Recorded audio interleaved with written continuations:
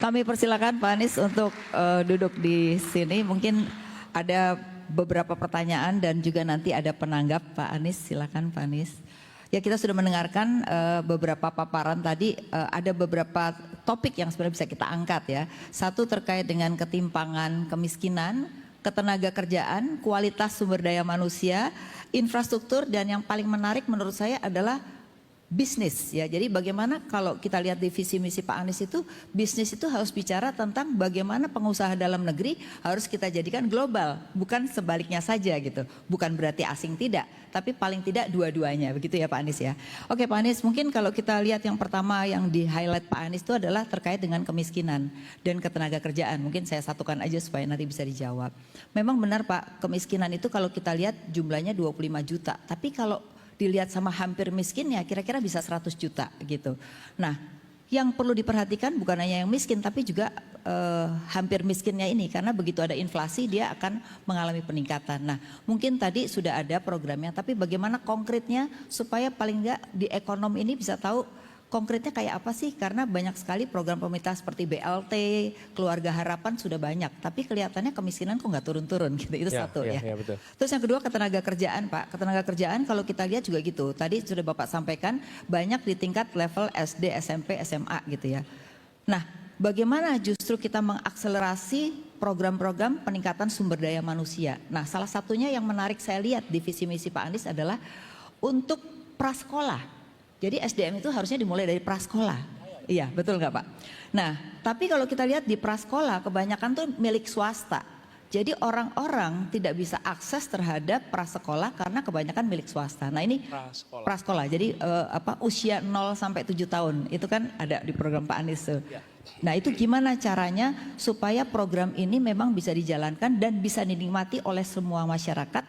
Di mana kita tahu 0 sampai 7 tahun itu merupakan anak yang harus diberikan segala sesuatu agar bisa meningkat. Dua itu Pak, silakan. Saya mulai dari yang kedua aja, karena pertanyaan terakhir ini. Betul. Kami melihat perlunya justru dari ibu hamil. Memastikan pasokan gizi yang baik kepada ibu hamil, karena itulah bahan baku pertama kalau kita bicara tentang kualitas, itu ibu hamil. Nah hari ini kalau kita lihat, kalau ada wali kota, bupati, gubernur memperhatikan ibu hamil, itu bukan karena direction dari national government, tapi karena yang bersangkutan peduli pada ibu hamil. Ini yang harus diubah. Hari ini saya pernah merasakan nih jadi gubernur wali dan teman-teman wali kota. Kita tidak memiliki national direction on welfare. Coba dicek. Gak ada. Berapa angka kematian ibu melahirkan yang tolerable? Gak ada. Berapa angka stunting yang unacceptable? Gak ada. Selama national direction itu tidak ada, maka seluruh daerah akan berjalan sendiri-sendiri dalam urusan welfare. Jadi kami melihat saat ini mulainya dari usia kehamilan ibu. Berarti stunting ya Pak ya? Ujungnya nanti angkanya terlalu stunting. Bu Vivi ini pernah presentasi berapa 8 tahun 9 tahun yang lalu membedakan siapa lahir di mana, ujungnya kemana. Ya, itu kita menyaksikan bila itu tidak dibereskan, it's an issue. Lalu Bu, kita melihat pendidikan usia dini. Indonesia menandatangani, kebetulan ini tanda tangan saya nih, atas nama pemerintah Indonesia, tahun 2015 di dalam World Education Forum. Bapak Ibu sekalian, ini para ekonom, kita-kita yang dulu sekolah ekonomi, World Economic Forum itu terjadi tiap setahun sekali. Tapi World Education Forum itu terjadi tiap 15 tahun sekali. What does it tell you? Bahwa ekonomi bisa diintervensi tahunan, tapi education intervensinya jangka panjang. Dan kalau ketemuannya World Education Forum itu 15 tahun sekali, artinya you set the policy today, you benefit to decades later. Nah kita nggak berikan itu yang cukup. Jadi kalau saya melihat Bu, dengan situasi sekarang ini, kami melihat kesehatan dari mulai ibu hamil, kemudian usia lahir, itu yang namanya PKK harus jadi ujung tombak untuk kesehatan ibu, kesehatan anak, kesehatan lansia. Apa? Posyandu, posbindu, itu semua hidupkan lagi. Ujung tombaknya apa? Dasawisma. Dasawisma itu adalah satu ibu mengurus 10 sampai 20 keluarga. Kami di Jakarta mengandalkan Dasawisma untuk statistik. Dan mereka lebih tahu kondisi rakyat di situ daripada petugas BPS yang kita miliki, daripada petugas dinas pendudukan yang miliki. Karena mereka tahu persis apa yang sesungguhnya ada di sana. Dan ketika ibu-ibu itu jadi ujung tombak, disitulah koperasi masuk, welfare masuk, program pemerintah jangan diakomodasi oleh pemerintah sendiri. Lalu pengadaan tipe barang dan jasa diubah. Barang dan jasa itu ada 4 tipe 1, 2, 3, 4. Negara selalu mau pakainya tipe 1 dan 2. Tipe 34 nggak mau dipakai. Kenapa tipe 34 nggak mau pakai? Karena repot laporannya, enggan. Yang tidak mau bukan rakyat, tidak mau birokrasi. Birokrasi cenderungnya tipe 1 dan 2.